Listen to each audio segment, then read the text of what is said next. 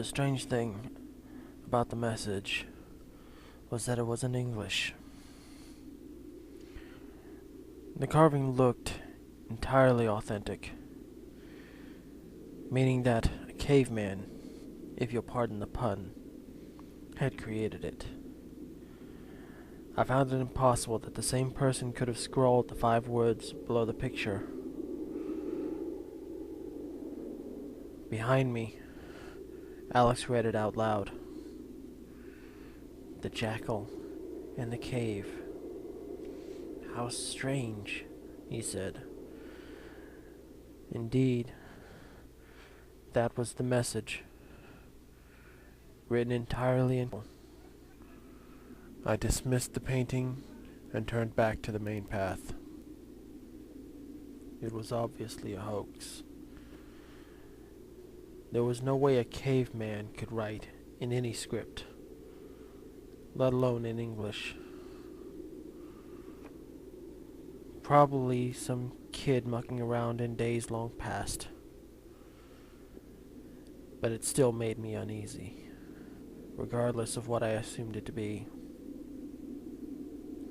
If it was a hoax, then why did it look so fucking authentic? Eventually, the 4 of us had had our fill of the jackal in the cave, and after Ashley had snapped a photo of it for a keepsake, we continued into the cave. I was forced to light 2 flares at a time now, to ward off the choking darkness. The diminishing effectiveness of the flares puzzled me. In all my time spelunking, I had never encountered anything like it. I wondered whether it was a defective bunch or some other reason. It had to have a logical, rational reason. Behind me, Alex and Samantha were still locked in conversation.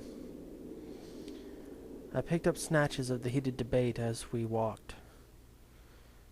They, like me, were still pondering the origin of the admittedly ominous cave drawing. I wish they'd drop it already, or at least quiet down.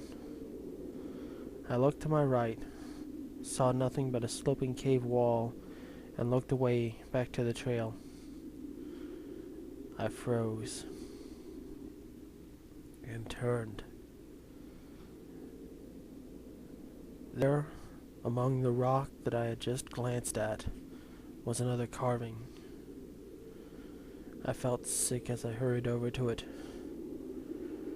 The red glow of the flares flickered on the walls, dancing over the picture, making it look demonic under the sparse light. It depicted a scene much like the last, except there were only 2 bodies on the floor. The third was in mid-air, seemingly held by an appendage. Not quite an arm, not quite a tentacle, from the titular jackal. The pillars around the scene appeared again, except with small, indistinct etching on them. Like before, only the faint outline of the jackal appeared, the rest of it having been scribbled or scratched. I couldn't tell which, out.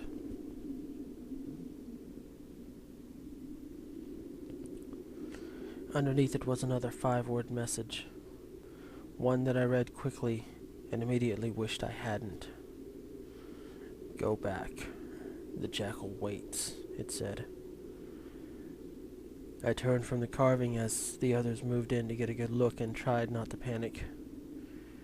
The air felt thin and dry, much like the air in the Andes. I'd gone climbing there a few years ago, and terrible things had happened, which explained my preference for underground rocks as opposed to aerial ones. But that's a story for another day and another time. Around me, the darkness was thick. I could no longer see without the flares in aid.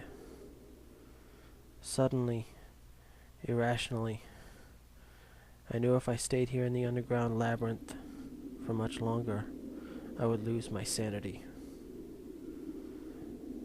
but that was the mind of an irrational man talking.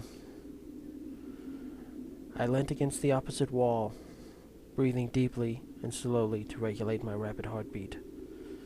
Spots danced in front of my eyes momentarily as I oxygenated my body rapidly.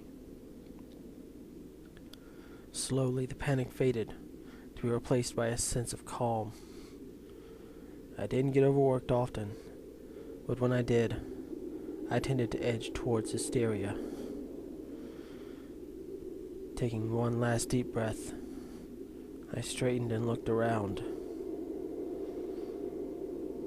That's when I realized that Ashley was gone.